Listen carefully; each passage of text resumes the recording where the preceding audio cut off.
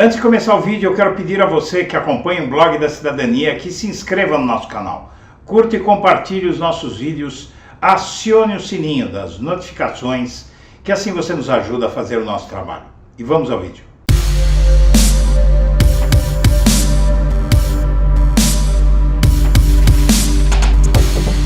Boa tarde, senhoras e senhores. Está começando o Blog da Cidadania em sua versão gravada. E eu tenho a grata missão de vir até você hoje desejar-lhe feliz ano novo.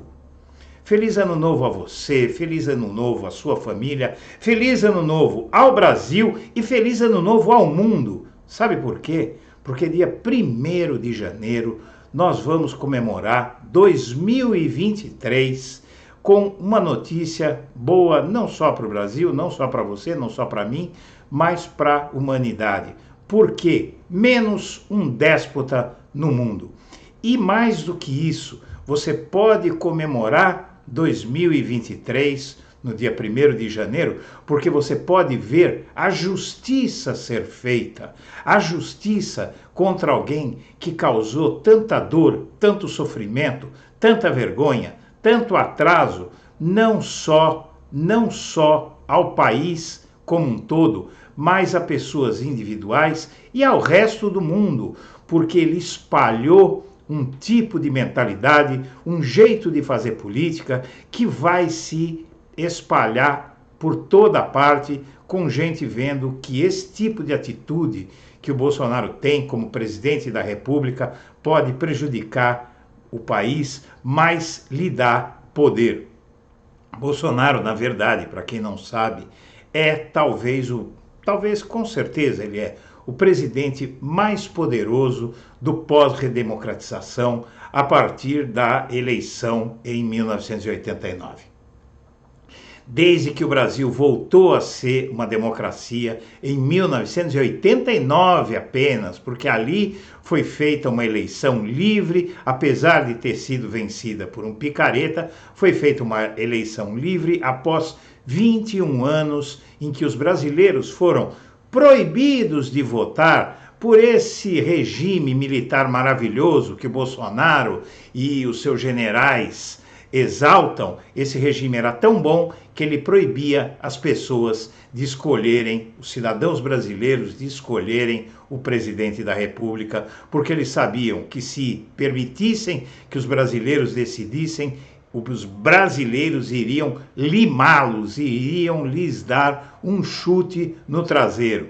E são esses militares que tornam Bolsonaro poderoso com as suas armas, com os seus tanques, com as suas bombas e com a sua arrogância, com a sua truculência e com os seus abusos. Mas isso está para acabar. O Brasil tem hoje uma nova Lei de Segurança Nacional. A Lei de Segurança Nacional anterior foi abolida porque foi uma lei nascida do arbítrio, nascida de uma ditadura militar. A nova Lei de Segurança Nacional proíbe e criminaliza quem faz o que o Bolsonaro está fazendo. E o que é que o Bolsonaro está fazendo? O Bolsonaro está fazendo ameaças. E essas meras ameaças constituem crime e ele não para de fazer ameaças. Se formos amontoar as ameaças que o Bolsonaro já fez à democracia brasileira, elas vão constituir uma pilha de quilômetros de altura devido à insistência dele em ameaçar o povo brasileiro com um golpe se ele não for reeleito.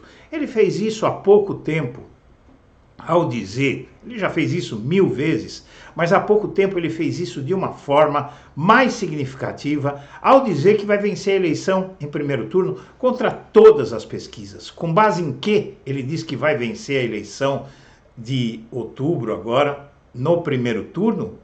Ele diz que vai vencer porque simplesmente ele sabe que não vai vencer e que se ele não vencer, ele vai dar a si mesmo a desculpa para um ato de arbítrio e dizer que não vai deixar o cargo.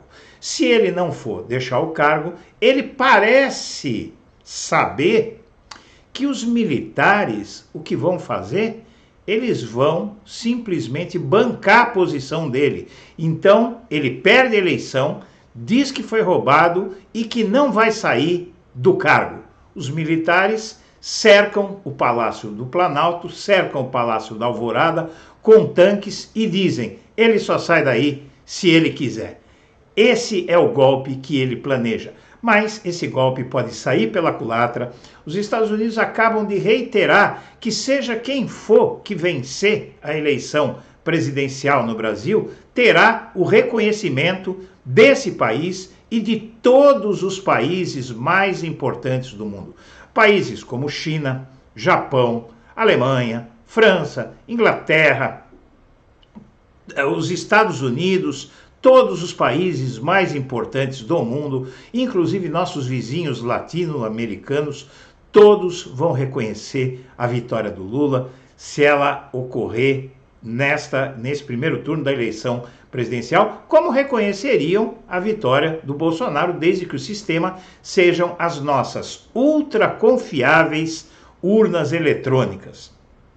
Então, estudiosos da Constituição, constitucionalistas, especialistas, juristas, estão dizendo o seguinte: o Bolsonaro está cometendo crime atrás de crime, não só apenas perpetrando alguma ameaça ou fazendo cumprir as ameaças que ele tem feito. Ele está cometendo crime ao fazer ameaças à democracia e ao Estado Democrático de Direito, e isso é crime. E desse crime pode lhe dar prisão, ele pode ser preso por estar fazendo o que está fazendo. É muito provável, a gente não pode deixar de considerar que o Bolsonaro jamais blefou durante todo o governo dele. Todas as atitudes que ele falou que ia tomar, ele tomou. Então, dá para se acreditar que ele vai dizer que não perdeu a eleição agora no primeiro turno, no comecinho de outubro. Ele vai dizer, basicamente, que não perdeu a eleição, que ele foi roubado. E isso, se ele fizer, já vai constituir o crime, e na verdade nem precisaria disso para constituir o crime. As ameaças que ele tem feito, ao dizer que se ele não vencer em primeiro turno, vai haver alguma fraude perpetrada pelo TSE, ao dizer que 1964, que o regime militar, que a ditadura pode voltar, ele está anunciando a subversão do Estado Democrático de Direito. O Bolsonaro está fazendo uma grave ameaça. E com essa ameaça que ele está fazendo, ele está infringindo a lei de uma forma que permite que ele sofra um processo criminal após, evidentemente, deixar o mandato, porque como presidente da República, ninguém vai conseguir processá-lo. Por quê? Porque o Congresso não vai deixar, o Procurador-Geral da República não vai agir, então não adianta nem perder tempo. É melhor esperar que ele saia do cargo. Se ele disser que não vai sair do cargo e não houver um ato de truculência dos militares, cercando o Palácio do Planalto, apontando armas para quem quiser fazer cumprir a lei, o que a lei determina é que a Polícia Federal entre no Palácio do Planalto e prenda Jair Bolsonaro. E ele sairá de lá preso por atentar contra a segurança nacional. Vai sair de lá exatamente como na imagem que você está vendo, que você viu aqui anunciando a live, a imagem da live, a miniatura dessa live, ela mostra o Jair Bolsonaro algemado, deixando o Palácio Planalto, escoltado por 2 policiais federais encapuçados. É muito possível que isso aconteça se o Bolsonaro disser que não vai deixar o cargo e as Forças Armadas não o apoiarem. Eis a grande questão que se levanta, não apenas no dia da eleição. No dia da eleição ele pode fazer o que ele quiser, porque o mandato dele só termina no dia 31 de dezembro. Mas no dia 1º ele tem que sair de lá. Agora, quando ele sair de lá, de uma forma ou de outra, ele vai estar exposto às penas da lei também pelas ameaças que ele fez aos montes ao longo do seu infame mandato. Mas se no dia 1º de janeiro ele se recusar a sair do Palácio do Planalto, aí ele vai sair algemado, a menos que as Forças Armadas atuem. Então vamos passar aqui para as reportagens que corroboram tudo isso que eu estou dizendo. Vamos nos lembrar que o Bolsonaro vem dizendo reiteradamente que se ele não vencer no primeiro turno, algo de normal aconteceu. Ele disse isso em Londres, da sacada da Embaixada do Brasil em Londres. Ele foi para a sacada e disse aos seus seguidores essa mesma frase, que se ele não ganhar no primeiro turno, algo de anormal aconteceu no TSE. Inclusive ele acusa o TSE, e ele deu essa entrevista quando voltou também ao SBT. Ele voltou a questionar a lisura do processo eleitoral, mesmo após o TSE ceder a todas as exigências das Forças Armadas.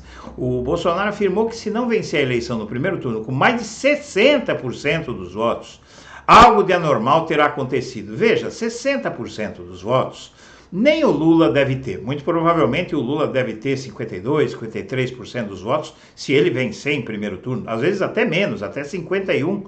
Não é? 50% mais 0,5% dos votos são suficientes para eleger um presidente em primeiro turno.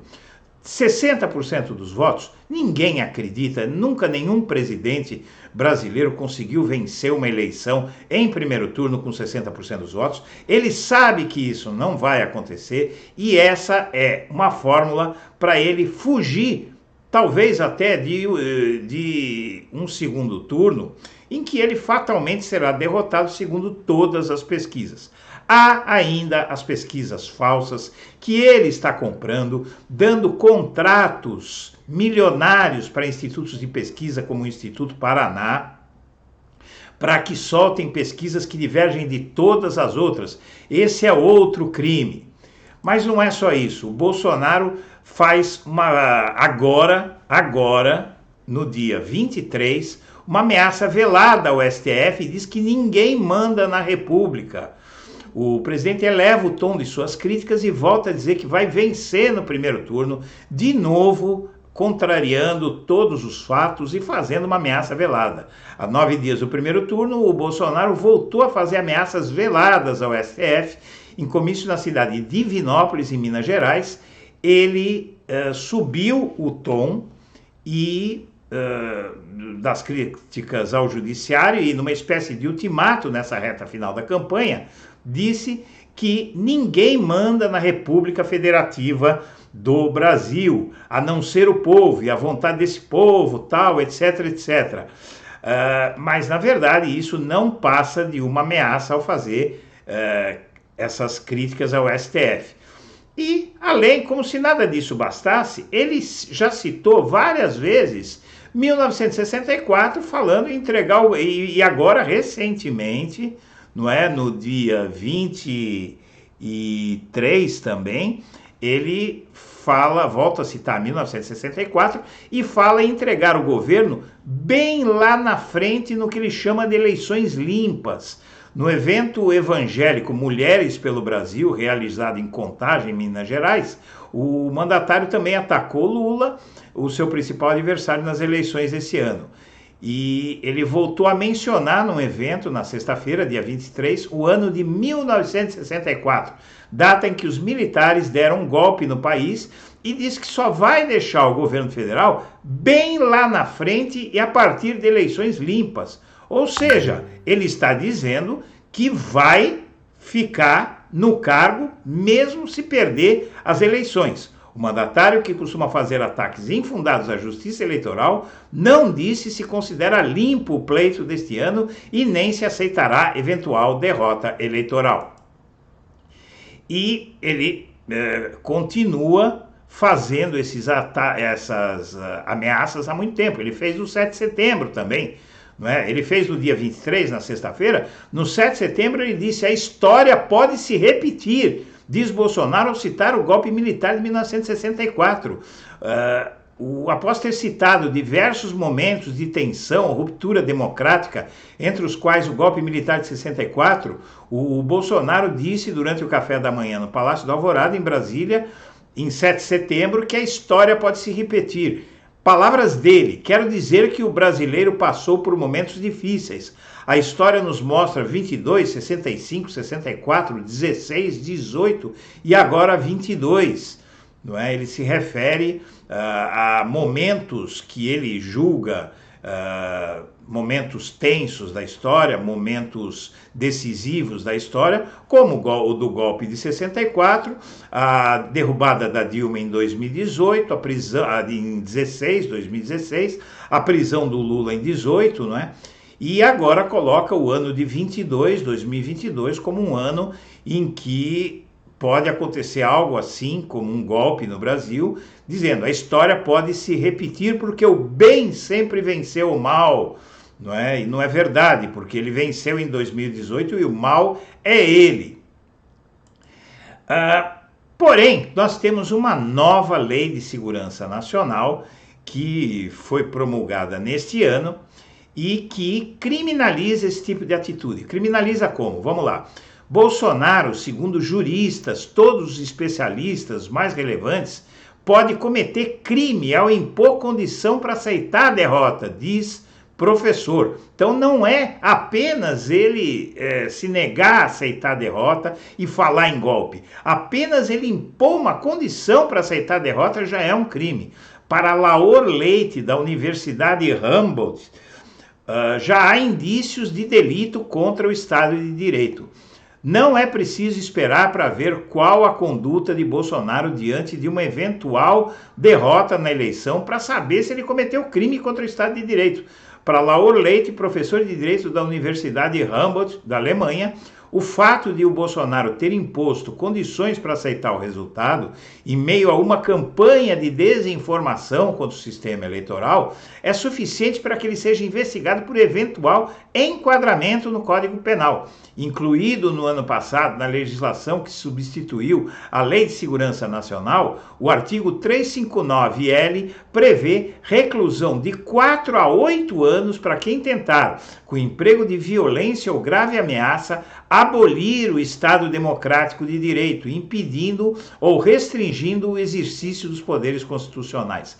Ele dizer que 1964 pode voltar, ele está dizendo que pode-se derrubar um governo eleito pelo povo de novo para que militares assumam o poder. Isso foi 1964 e isso se enquadra como uma luva dentro do que essa reportagem diz. Esse professor, o Leite e o professor de Direito Constitucional, Ademar Borges, tratam do tema em parecer a pedido das organizações Artigo 19, Comissão Arnes e Conectas. A dupla avalia que a tática de desinformação, com a imposição de condições para aceitar o resultado, bastam para configurar a grave ameaça citada na lei. O parecer versa sobre a representação ajuizada pelo Ministério Público Eleitoral, TSE, para apurar a suposta propaganda eleitoral antecipada no discurso com ataque ao sistema eleitoral feito por Bolsonaro a embaixadores em julho. Ao jornal Folha de São Paulo, essa pessoa, o Leite, analisa possíveis ilegalidades no 7 de setembro, a operação do STF contra empresários bolsonaristas e a interlocução do tribunal com as Forças Armadas às portas do pleito. Então, minha amiga, meu amigo, nós estamos chegando a um momento decisivo na história do país e agora tudo depende de um fator, que é a decisão que as Forças Armadas vão tomar quando Bolsonaro agir como ele está anunciando claramente que vai agir. A imprensa internacional em peso, vários países, a maioria dos analistas diz que ele não vai aceitar e ele já está deixando claro. Bolsonaro, a gente não pode acusá-lo de não ser coerente com as ameaças que ele faz. não é? Então, ele com certeza não vai aceitar o resultado da eleição, e o que as Forças Armadas fizerem é o que vai definir que país nós vamos ter.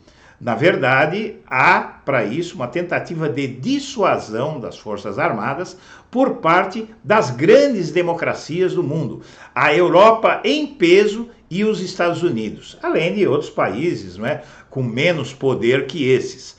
O Brasil, no caso de o Bolsonaro ter sucesso em arrastar as Forças Armadas para essa situação, o Brasil vai sofrer sanções econômicas e sabe quem vai pagar por tudo isso? O povo brasileiro. Porque as sanções não vão tirar a picanha de R$2.000 da mesa do Bolsonaro. Elas vão tirar o osso e a pele de frango da panela daqueles que já estão passando fome.